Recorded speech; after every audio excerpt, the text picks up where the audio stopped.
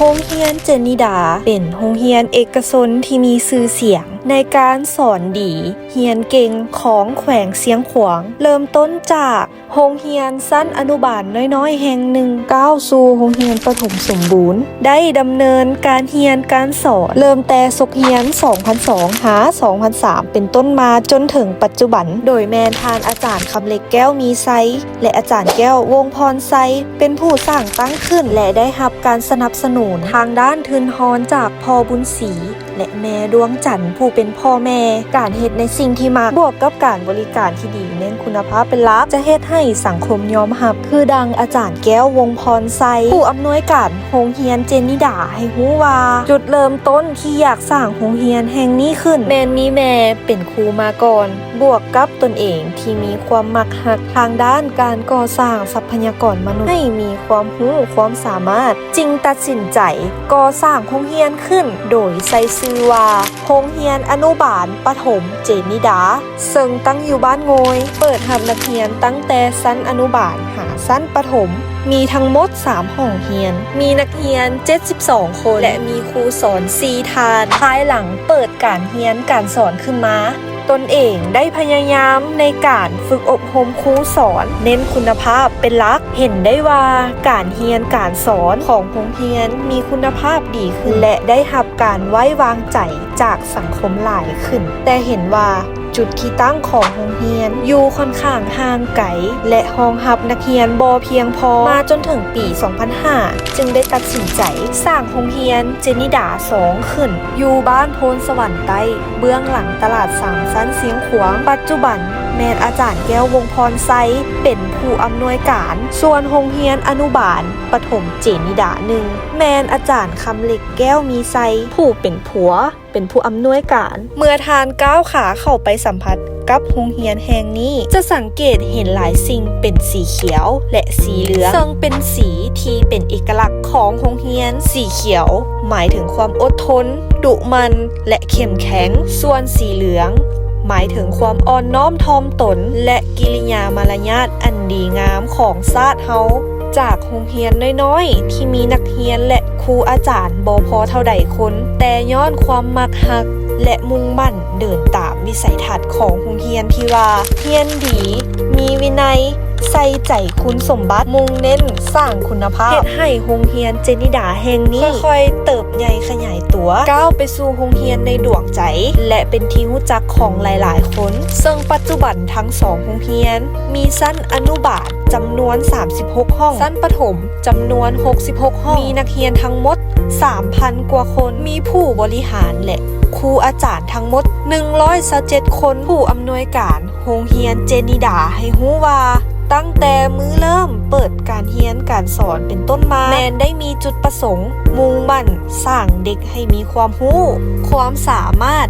มีพรสวรรค์และกล้าแสดงออกพร้อมทั้งเน้นคุณภาพเป็นหลักอย่างเสมอต้นเสมอปลายโดยดำเนินการเรียนการสอนตามหลักสูตรของกระทรวงศึกษาธิการและกีฬาวางออกเป็นต้นแมนนำไส้5หลักมูลของการศึกษาคือคุณสมบัติศึกษาปัญญาศึกษา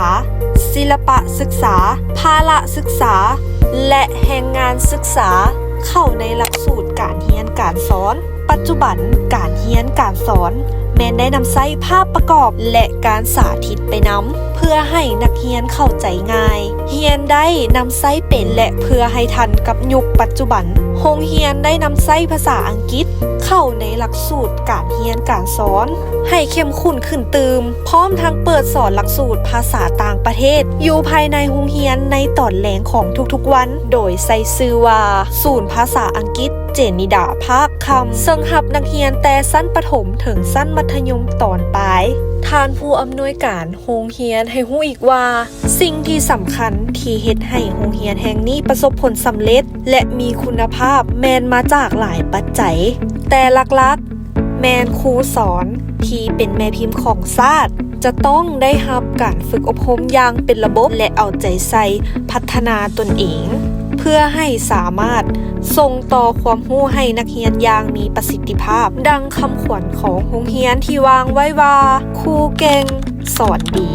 มีวินัยใส่ใจนักเรียนเพราะครู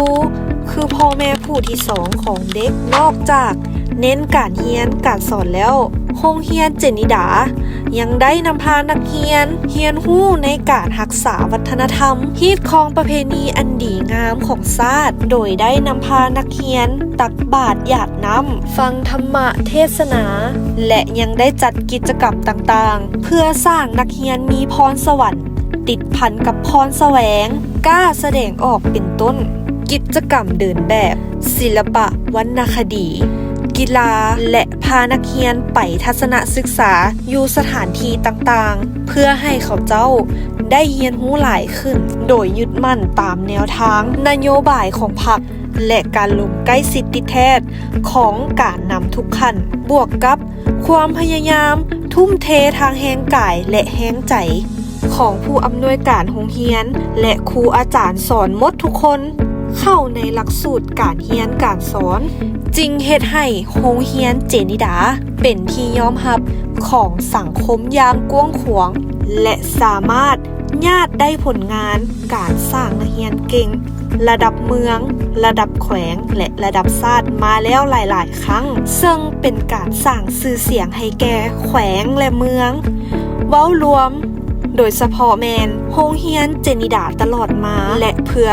พัฒนาให้ทันกับยุคสมัยในทิศทางแผนการต่อหน้าโรงเรียนแห่งนี้จะนำเอาหลักสูตรภาษาจีนหลักสูตรคอมพิวเตอร์หลักสูตร AI ปัญญาประดิษฐ์เครื่องดนตรีลาวดนตรีสากลเข้ามาใส่หลักสูตรการเรียนการสอนเพื่อให้สามารถเชื่อมโยงกับสากลเทือละก้าวเคียงคู่กับการสร้างบุคลากรครูสอนให้ได้เข้าฝึกอบรมอยู่ภายในและต่างประเทศให้หลายขึ้นโรงเรียนอนุบาลประถมเจนิดาสร้างนักเรียนดีนักเรียนเก่งและทรัพยากรมนุษย์ที่มีคุณภาพมาแล้วหลายๆคน